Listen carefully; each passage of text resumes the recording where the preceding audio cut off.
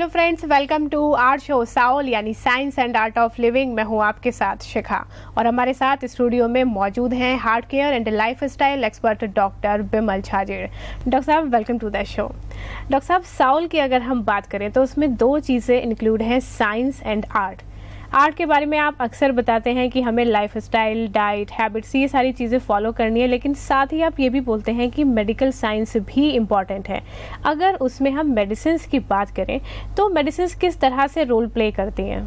देखिए, as an allopathic doctor, as an MBBS, as an MD, मेरे को लगता है हार्ट की बीमारी में दवाइयों का बहुत अच्छा रोल है, इम्पॉर्टेंट रोल है। पर ये नहीं कभी सोचना चाहिए कि दवाई से पेशेंट ठीक हो जाएगा। बहुत सारी बीमारियां जो एलोपैथी की दवाई से ठीक हो जाती है, इन्फेक्शन ठीक हो जाती है, कोई बहुत सारी बीमारियां जो ठीक किया जा सकता है, पर हार्ट की बीमारी को इन दवाई से कभी ठीक नहीं किया जा सकता है। इसमें जो दवाइयां यूज़ होती है वो बीमारी को कभी भी ठीक नहीं करता है, सिर्फ एक टेम्पोररी रिलीफ देता है, हार्ट अटैक को रोकने का कोशिश करता है, पर इससे कोई परमानेंट इलाज नहीं है। ये एक टेम्पोररी इलाज है। दवाइयाँ हम बोलते हैं टेम्पोररी इलाज कर लो दवाई के साथ, जब आपकी बीमारी इम्प्रूव हो जाए तब हम आपका दवाइयाँ कम कर लेंगे। डॉक्टर साहब, जैसे आपने बोला कि परमानेंट इलाज तो नहीं है, लेकिन इमीडिएट रिलीफ उस टाइम के लिए दे देता है। तो कौन कौन सी मेडिसिन ऐसी हैं जो कि हार्ट प्रॉब्लम में दी जाती हैं? देखिए, एलोपैथी की जो मेडिसिन है उनको अगर मैं पूरा डिवाइड करूं तो करीब 6 तरह की मेडिकेशन हम लोग देते हैं। पहला तो एक होता है एंटी एंजाइनल ड्रग्स, इसको बोलते हैं मोस्टली, इसके जो दवाइयाँ होते हैं उसको डायलेटर्स बोलते हैं। डायलेटर मतलब ट्यूब को थोड़ा चौड़ा कर देना। भाई ट्यूब के अंदर ब्लॉकेज आ गई है तो छोटी हो गई है ट्यूब, अगर ट्यूब को थोड़ी चौड़ी कर दूं दवाई देके तो वो आपको दर्द कम हो जाएगा। पर ये दवाई है जो अगर 8 घंटे चलती है तो दिन में 3 बार देना होगा, 12 घंटा चलती है तो दिन में 2 बार देना होगा, 24 घंटा चल रहा है तो हर दिन एक गोली खाना होगा। तो ये जो टैबलेट्स है इसको बोलते हैं डायलेटर्स, इनको एंटी एंजाइनल ड्रग्स भी बोलते हैं। इसके बाद एक ग्रुप होता है जिसको बोलते हैं ब्लड थिनर, ब्लड को पतला कर दिया जाता है। तो ब्लड पतला हो जाता है तो उससे आराम से निकल जाती है और उसमें क्लॉट होने की कमी कर देते हैं। एक तीसरा ग्रुप ऑफ दवाई होती है जिसको हम लोग बोलते हैं हार्ट की ऑक्सीजन की ज़रूरत को कम करने वाली दवाई। मतलब ऐसी दवाई दे दो हार्ट की ज़रूरत जो है वो कम हो जाए। सप्लाई कम है तो ज़रूरत भी कम कर दिया तो दर्द आनी बंद हो गई, पर इससे बीमारी ठीक नहीं होगी। ये जो ग्रुप है इसमें 3 ग्रुप और होती है। एक बीटा ब्लॉकर होता है, कैल्शियम चैनल ब्लॉकर होता है, एस इनहिबिटर होती है। इसके बाद कोलेस्ट्रॉल कम करने की एक ग्रुप और दवाई है, एक ट्राइग्लिसराइड कम करने की दवाइयाँ हैं, और इसके बाद इनके कॉम्प्लिकेशंस के लिए और एक ग्रुप ऑफ दवाइयाँ हैं। तो ये इतने तरह की दवाइयाँ हार्ट के पेशेंट्स को हम लोग दे सकते हैं। कोई भी एलोपैथी के डॉक्टर के पास यही दवाइयाँ घुमा फिरा के है, कंपनी बदल सकती है, नाम बदलती है, चीज़ करीब करीब यही है ले दे के। डॉक्टर साहब, जैसे आपने बोला कि 6 ग्रुप में डिवाइड किया जा सकता है, मैं चाहूँगी कि आप डिटेल में बताएं हमारे दर्शकों को कि कौन कौन सी मेडिसिन किस तरह से फायदेमंद होती है। बात करें सबसे पहले डायलेटर्स की, जो ये जो डायलेटर्स हैं इसको वेसो डायलेटर है, एंटी एंजाइनल ड्रग भी बोलते हैं। इससे किसका एम क्या होता है कि हार्ट को ऑक्सीजन मिल नहीं रही है, जिसके वजह से पेशेंट को दर्द हो रहा है, सांस फूल रहा है, तो ये दवाई देने से सांस फूलना या दर्द खत्म हो जाती है। क्यों? क्योंकि हार्ट के ट्यूब को थोड़ा चौड़ा कर दिया जाता है। इसको चौड़ा करते ही हार्ट की ब्लड सप्लाई बढ़ गई और पेशेंट को आराम मिल गया। चलिए आपको मैं दिखाता हूँ कंप्यूटर में कुछ स्लाइड्स जो कि आपके ये सारी दवाइयों का नाम बताता है। ये देखिए इस स्लाइड्स में मैं दिखा रहा हूँ आपको। पहले तो डायलेटर्स है। डायलेटर में ग्रुप 1 दवाइयों का नाम देखिए। हो सकता है सारे पेशेंट्स को यही दवाइयाँ में से कुछ दवाई चलती है। Sorbitrate, Angised, Monit, Monotrate, Ismo, Imdur, Nitrocontin, Nitrolife, Angispan TR, Vasoprin, Monosprin, GTN, Sorbitrate. और इसके बाद एक दूसरी ग्रुप है, इसका नाम है फ्लैबिडॉन, ट्रिविडॉन, कार्विडॉन, मेटागार्ड, साइटोगार्ड। इसके बाद एक ग्रुप है निकोरान, कोरांडील, कॉरफ्लो, निकोरांडील, केआयोन, जाइनिकॉर, केकॉर। और ग्रुप 4 है रेनोजेक्स, रैंस, रेनोलाजिन, रैनकैर, रिव्यूलेंट। और ये जो दवाइयाँ हैं ये दवाइयाँ बीमारी को ठीक नहीं करता है, सिर्फ ट्यूब को चौड़ा कर देती है, और इसको कंटिन्यूअस लेते रहना होगा जब तक आपको आराम मिल जाएगा। तो ये बीमारी को ठीक नहीं करती है पर आराम दे देती है। मैं एलोपैथी की दवाई ये यूज़ करने तैयार हूँ, हार्ट के पेशेंट्स को हम लोग सावल में देते हैं, पर एक ही शर्त में कि आगे ब्लॉकेज बढ़ना नहीं चाहिए, ब्लॉकेज को रोकना होगा आपको खान पीन रहन सहन के थ्रू। डॉक्टर साहब, जैसे आपने बताया ये तो हुआ फर्स्ट टाइप, जिसे डायलेटर यानी कि एंटी एंजाइनल ड्रग भी हम बोलते हैं, जो कि ट्यूब को थोड़ा चौड़ा कर देती हैं। सेकंड टाइप अगर बात करें, ब्लड थिनर आपने बताया था, यानी कि ब्लड को पतला करने की मेडिसिन, उसके ग्रुप के बारे में बताइए। देखिए, ब्लड पतला करने का दवाई हर आदमी को मालूम है कौन सी ली जाती है, इकोस्प्रिन ग्रुप है। ये दवाई मैं आपको कंप्यूटर में दिखाता हूँ, देखिए ये इकोस्प्रिन, डिस्प्रिन, लोडोस्प्रिन, एस्पेंट, एएसए, लोप्रिन और इसके संग क्लोपिलेट, क्लोपिवास, क्लोपिटैब, क्लैविक्स, क्लोड्रेल, डीप्लाट, प्लेजरील, स्ट्रोमैक्स, क्लैविक्स, सिरुवीन, इस तरह की बहुत सारी दवाइयाँ हर कंपनी अलग अलग बनाती है। ये दवाइयाँ हार्ट के पेशेंट्स को दिया जा सकता है, पर इससे होता क्या, ब्लड पतला हो जाती है और वहाँ पे क्लॉट बनने के चांस कम हो जाते हैं, पर हार्ट की ब्लॉकेज जो है उसको हटाने का कोई काम इसमें नहीं होता है। तो ये मान के चलिए ये दवाइयाँ टेम्पोररी काम देती है पर बीमारी को ठीक नहीं करेगी। जी डॉक्टर साहब, एक सवाल मैं यहाँ पर आपसे करना चाहूँगी। जैसे आपने बोला कि ये ब्लड थिनर्स यानी ब्लड को पतला कर देती हैं, लेकिन ब्लॉकेज में इसमें कोई आराम नहीं मिलता, तो ब्लॉकेज का और इस मेडिसिन का क्या कोरिलेशन है, क्यों दी जाती है फिर ये ब्लॉकेज में? ये कभी हार्ट अटैक हो जाए उसी आशा में दिया जाता है, जिस दिन हार्ट अटैक हो उस दिन वो ब्लड को पतला कर दे, और इससे ज़्यादा इसका कोई उम्मीद नहीं है। और ये हार्ट अटैक को रोक भी नहीं पाती है पूरा। मैंने बहुत सारे हजारों लोगों को एस्पिरिन खाते हुए देखा, फिर भी हार्ट अटैक हो जाता है।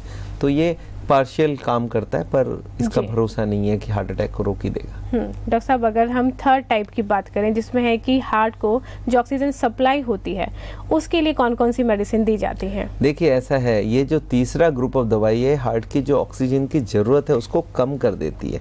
मतलब हार्ट को ट्यूब से ऑक्सीजन मिलती है, ब्लड से, और अगर ब्लड सप्लाई कम हो जाए तो कम ऑक्सीजन मिलेगी तो दर्द हो जाएगी। अगर हार्ट की ज़रूरत को कम कर दूं तो उसकी ज़रूरत भी कम हो गई, सप्लाई भी कम हो गई, तो दोनों मिल गई तो दर्द होना बंद हो जाए। ये पेशेंट बोलता है, सर वो दवाई लेने के बाद दर्द कम हो गई है। और ये जो दवाइयाँ हैं ये ब्लड प्रेशर को भी कम करने के लिए यूज़ होती है। तो आप देखिए, ये तीनों दवाइयाँ मैं आपको कंप्यूटर में दिखाता हूँ, ये कौन सी दवाइयाँ हैं।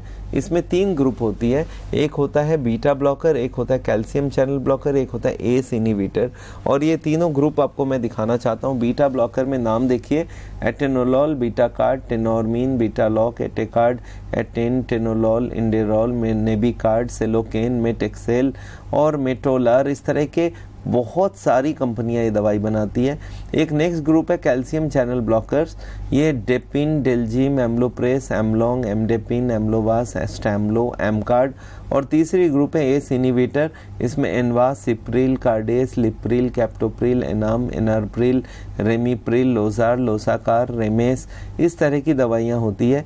ये तीनों ग्रुप के जो दवाइयाँ हैं, ये तो मैं कुछ कंपनी का लिख रहा हूँ और 50 कंपनी बनाती है अलग अलग नाम से, पर यही 3 ग्रुप है जिससे हार्ट की ज़रूरत कम हो जाती है। बीमारी ठीक नहीं होती है पर दर्द कम हो जाती है। तो ये तीनों ग्रुप, एक हो गया डायलेटर, एक हो गया थिनर और एक हार्ट की ऑक्सीजन को ज़रूरत को कम करने वाली दवाइयाँ, ये बीमारी को ठीक नहीं करता पर आराम देता है पेशेंट को।